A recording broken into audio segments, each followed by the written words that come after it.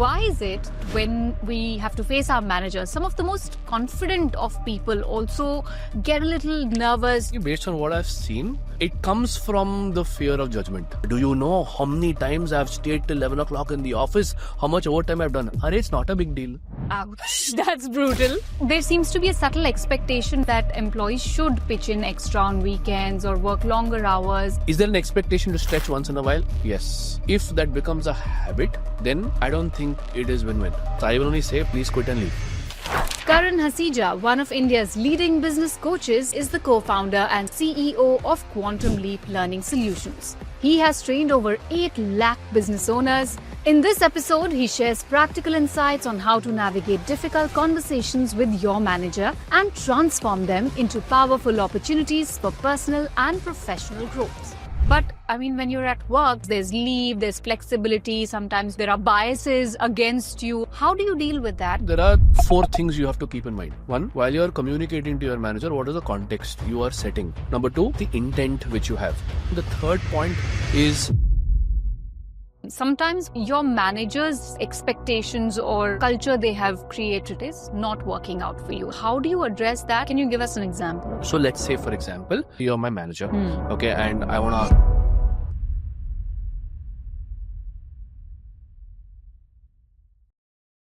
So let's dive right in, Karan. Why is it that when we have to face our manager, some of the most confident of people also get a little nervous, jittery, or start second-guessing everything?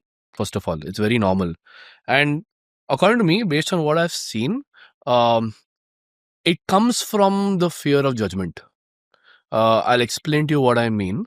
Your manager has the authority to evaluate you. Another word for that is to judge you. They decide what is going to happen to your future and your career. At least they have some sort of control. Yeah. Now, obviously, when someone has control in how your life in that space is going to move forward, they will feel insecure. So, I think it's different from perspective to from people to people, but everyone has this shade of confidence going low. I've had people working with me for 8-10 years, and I'm their manager today, and I have a very free-flowing relationship with them, but still when they come and meet me, thoda attention comes into the picture for sure. So happens. But again, like you said, this is somebody you may be in touch with regularly. You have FaceTime with them almost on a daily basis. Yep.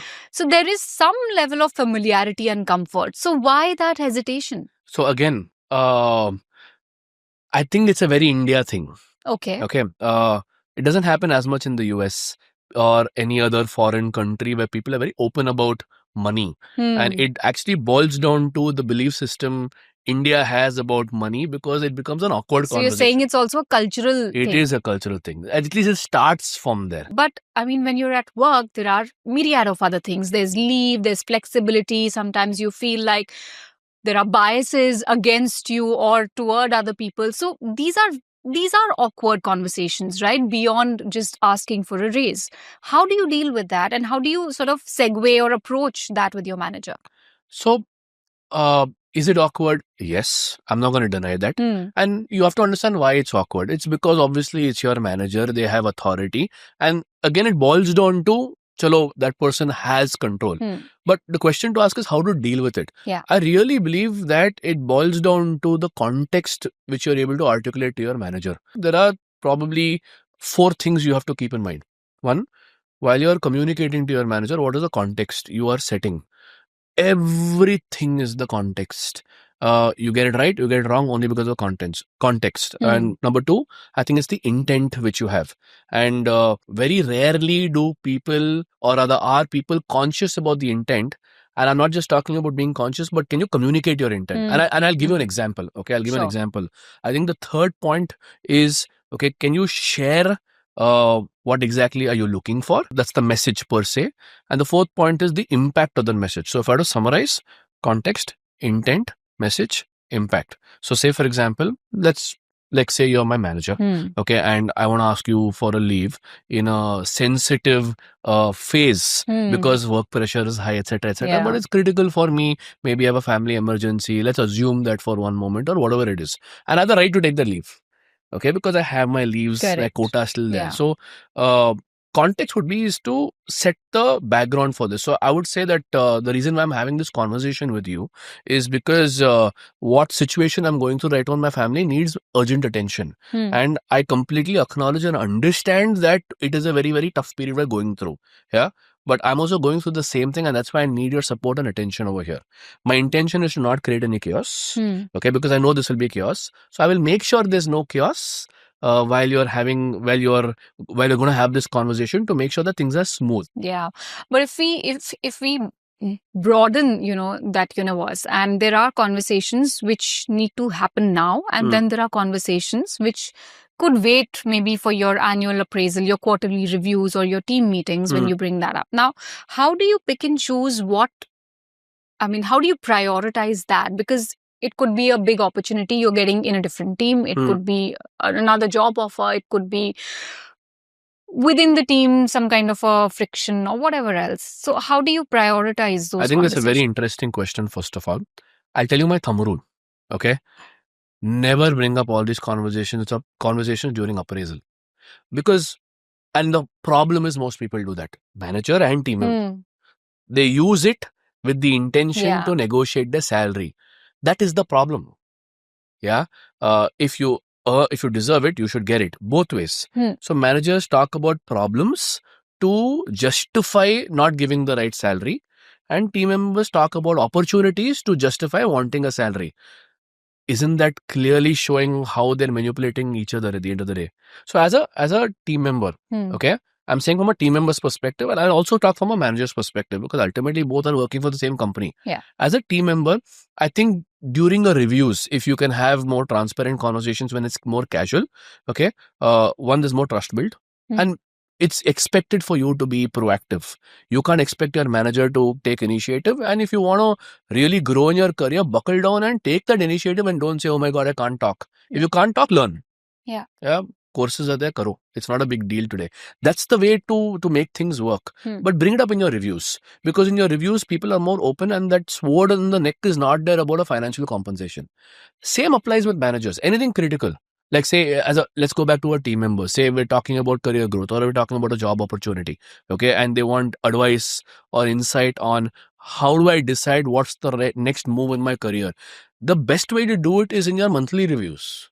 But when it comes to expressing oneself, one could also be scared that I might be sounding too needy because I might be great at my work, but for whatever reason, it's going unnoticed or unacknowledged. So how do I convey that without being or looking too needy or petty or, trivial? Again, two perspectives. And these things have different perspectives, because these are not straightforward situations. Okay. So you will come across needy if you are not good at what you do. Yeah, because then you're fishing for compliments on things which are trivial.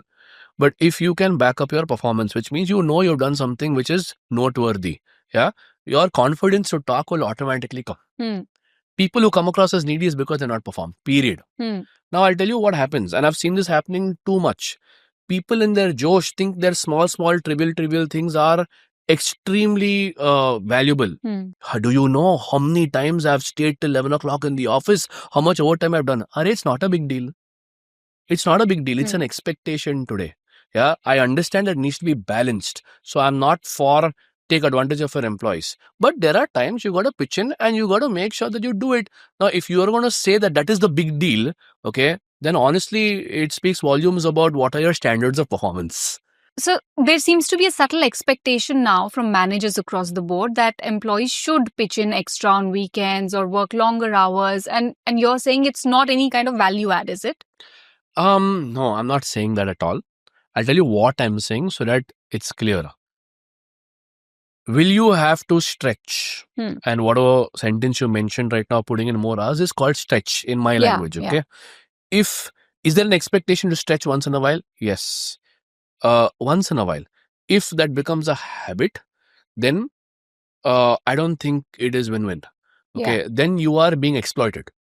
No two ways about that. If you're in a workplace where working late is the norm, or working on weekends is the norm, but you don't have work-life balance, I will only say please quit and leave. It's not going to be all serious conversations. Yep. We have a very fun and interesting segment planned for you, and we're calling it the Manager Mind Reader. Now, you've coached and consulted with so many people.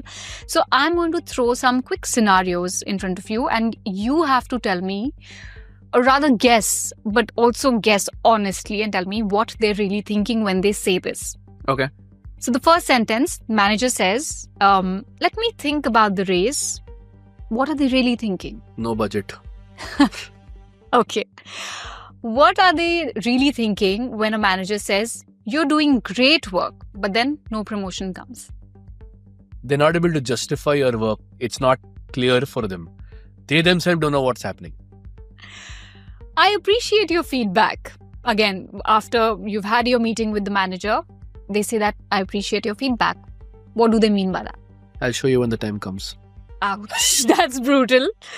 But coming back to that, the manager problem, sometimes what happens is that your manager's style or the expectations or whatever culture they have created is something that is not working out for you. Now, that is also a tricky situation because Happens all the the time. guy or the person who is in charge of your immediate future in the company or in your career, wherever you go, if that's the problem, if they're the problem, how do you address that and how do you tell them that without, again, sabotaging your relationship or your career? What I would recommend, and I'll probably answer that question with an example I've seen in my teams. Okay, so I had a manager once, okay, who fairly young and super performance as an individual contributor. He got a team and it got to his head, as simple as that, and he wanted to control things and be the hero in all conversations.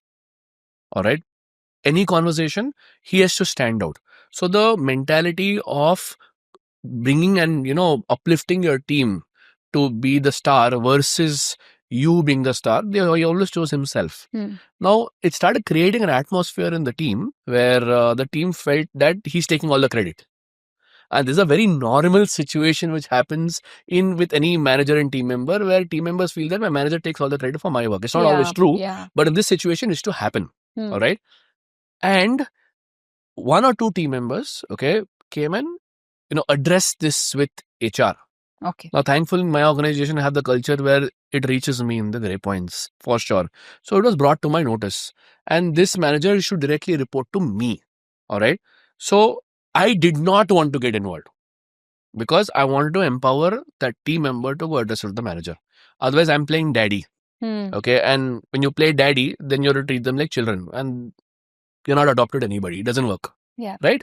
So I told this team member that have a casual meeting first of all. So I'm now telling you what I did, which will give you the answer of what you asked, like how should you handle it. Right. Have a casual meeting. Don't do this in a review. Okay, don't do this in a performance appraisal. Don't do this in a group setup at all. Do not sabotage your manager, number one. Number two, don't gossip about it. So these are don'ts. Don't do that. If you go and talk, I promise you, they will come to know.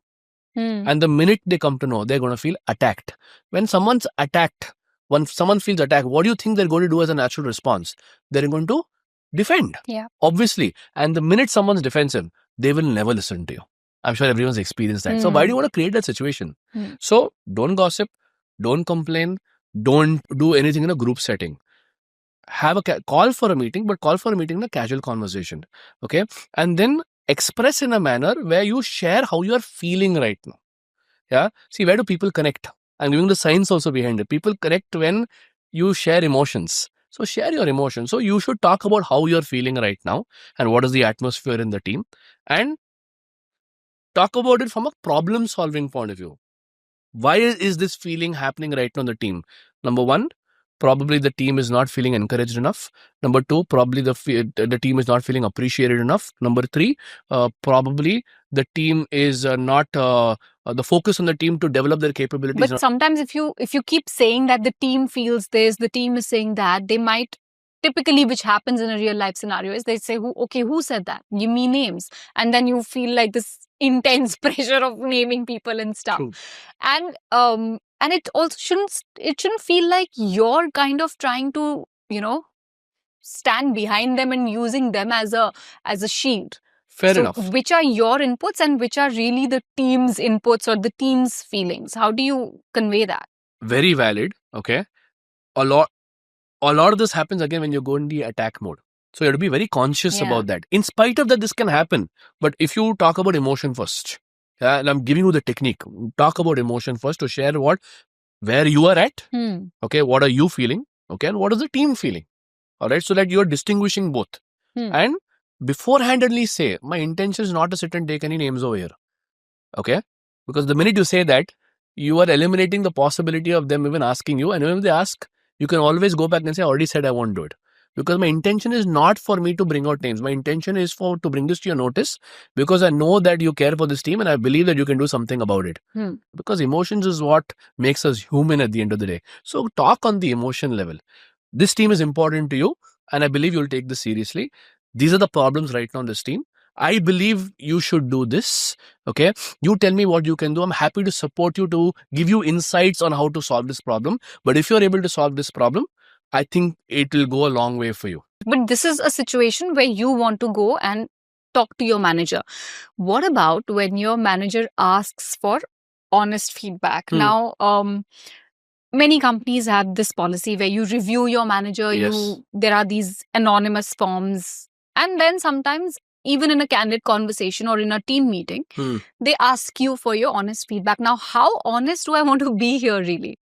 So I would say be honest, but be respectful. Yeah. The problem when this goes wrong is when people look at this as an opportunity for chance pe dance. And they get carried away. Chance pe dance. Carried away. Managers only said what will go wrong. Chalo, let's unleash. And people are not conscious about the language they use. The minute you are disrespectful, even if they're wrong, they're not going to take it.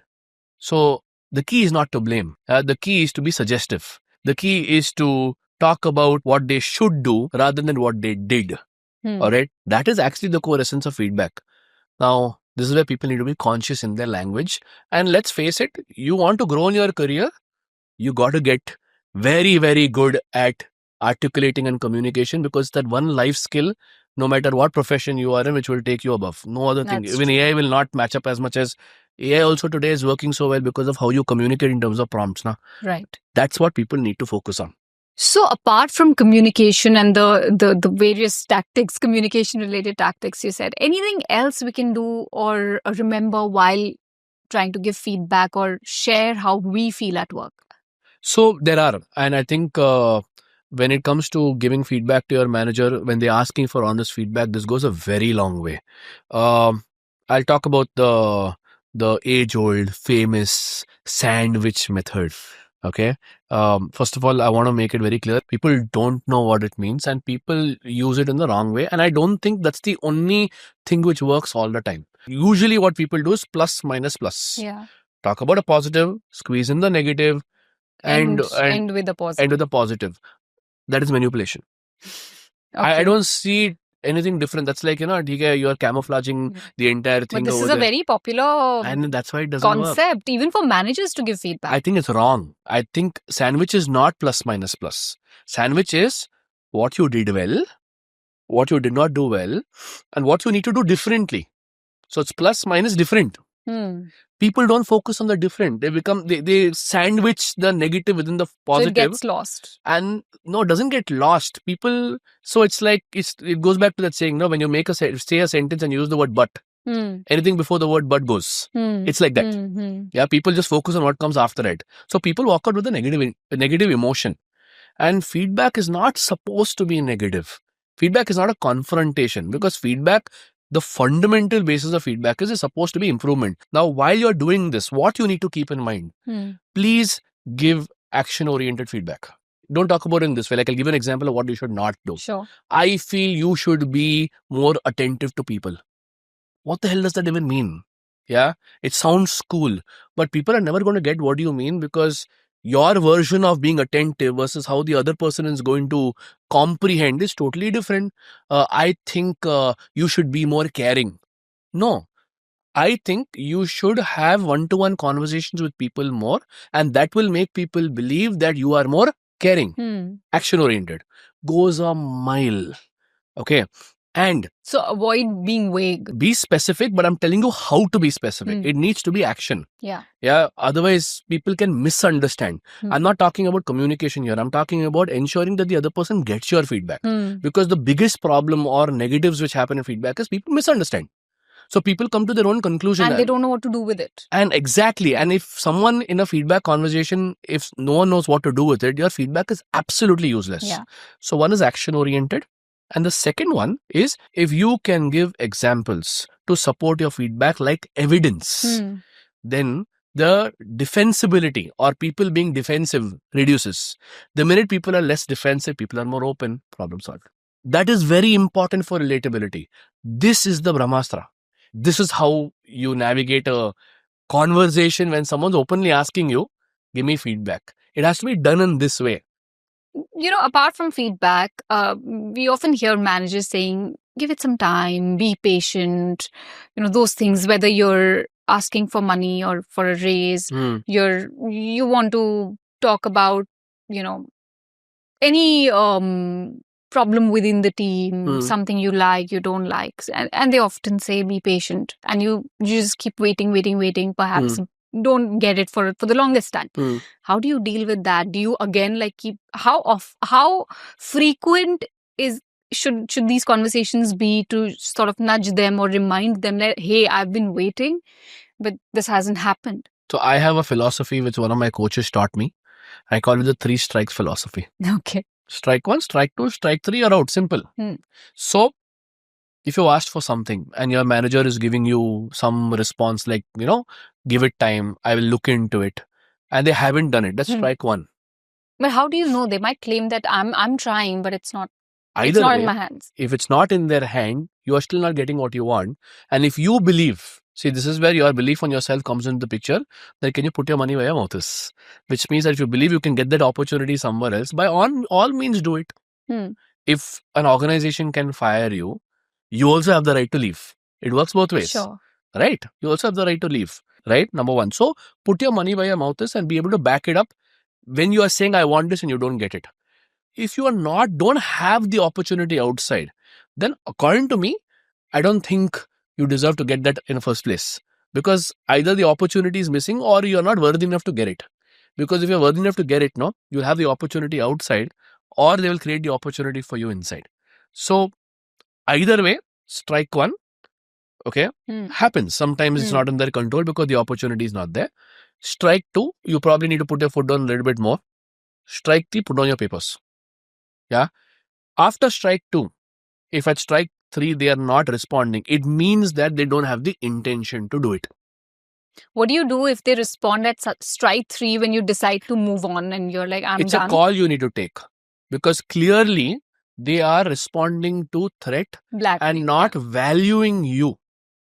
You know, coming back to the toxicity aspect that we were talking about. Now, your manager could keep giving you more and more work, saying that, oh, you're so great at it, you could do more, and, you know, put all that extra pressure on you. And at what time and at what and how, more importantly, do you push back? Because you may be a great worker, you might be able to handle everything responsibly, but that doesn't mean the work keeps piling up. So how do you tackle that? I think that's a very, very interesting question. And I think it's a normal situation. And it happens a lot. I mean, I've heard people say that, you know, 20% of the people in an office do 80% of the work. So the good workers, the work just keeps getting piled up. It's true. And I think that's a good thing. Okay. As long as those 80% of the people are going to become the future leaders of the organization. Yeah. That's key. So I'll tell you how to handle this situation, which was your question. Right. When do you say no? As long as the work, criteria number 1, okay, is contributing to your capability, which means the work is giving you exposure, experience, and the ability to grow your skills in comparison to what you are today, take it on. Number 2, it should be in line with a future prospect of growth for you, right? So look at the long term and see how is it going to benefit you. Basically, it's going to help you in your career growth. Okay. Number 3, it is not compromising your productivity. Because you are taking this extra work, it should not dip your performance. Because I will be very clear with you. If you take on this extra work, but your performance dips, you will only be blamed. Because it clearly shows that you don't have the capacity to take this on, which will become like a black mark in your profile saying that he or she is not good enough for future prospects, right? If it's violating any of these three parameters, I think you should say no. So that's the line. And how? By sharing with your manager, how is it violating these three? And more often than not, I think the third parameter is more prevalent, that I've seen it really damaging people's productivity. You'll have enough evidence, right? See my results. I'm not able to manage. Okay. Now you decide if you want me to work like this in a manner where my productivity comes down. And, it's logic at the end of the day, because performance reports will show. But you have to have the guts to do it.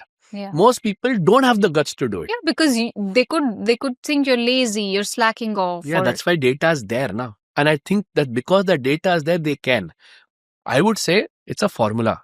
If it's giving you the ability to improve your skills, career growth, and not affecting your productivity, please take it on. As long as these criteria are met, it will really come in handy. Because I will tell you, it's these people who get promoted first. These are your top 20%. 100%, I will guarantee you this has been happening from generations. This is how people show up. Simple. But I have a follow-up, actually, an interesting follow-up about follow-up. Now, let's say somebody follows whatever guidance, advice you've given today. They do everything they can to sort of be reasonable, time it well, communicate well, everything, contextualize everything. The conversation goes very well. You feel heard. It's looking very affirmative, optimistic. Then nothing changes. How do you follow it up then? First of all, I'll tell you some precautionary measures. Okay, and this works like a charm. Okay, as long as it's authentic and you're not doing this to manipulate. You have to understand something. It's a cautionary note, disclaimer about what I'm going to say. Okay, when you're asking for something which you want a response to, ask for timelines. How soon is too soon to follow up? Let's say he says, No, okay, give me a week, I'll come back. So can I follow up with you in a week? Take permission. There and then. Are they going to say no to you? If they say no to you, then likely not. If they say no to you, then you know that they don't have the intention to do it. But the likelihood of them saying no is very, very low. When they're giving you permission and then you follow up, there's nothing wrong. Yeah. So before you follow up in that conversation, tell me by when do you think you can get back to me so that I am clear and I don't have to worry about it. Right? I'll get back to you in a week. Okay. Would it be okay for me to check with you after a week? Okay. Yeah, of course you can check with me. All right. I'll wait for you to get back. If you don't get back to me, I will call you on or message you on this Wednesday or Thursday, etc., etc. That's it. Works like a charm. Because half the time people are not, they're in the situation when they're not responding, not because they don't want to, because it slips their mind. It's not a priority for them. Not like they're not bothered. Yeah. Sometimes they need accountability. It's okay. They're also human. So the follow-up is helping. But if they don't respond to you at all, then you know that they don't have your best interests in their mind. And then you can make your decisions accordingly. Okay, great. Karan, thank you so much for chatting with us, for sharing so many real-life examples and actionable insights that our viewers and our listeners can take away from this conversation and hopefully have a more productive, more well-rounded and useful conversation with their managers. Thank you for having me, Karan Hija, and I had a great time. Thank you so much. With that, it's a wrap on this episode of Workwise with Naukri. Do tell us about your key takeaways from this episode in the comments section. And don't forget to hit that like button and do share it with your friends and family if you found this useful. Do not forget to subscribe to our channel for more such exciting content.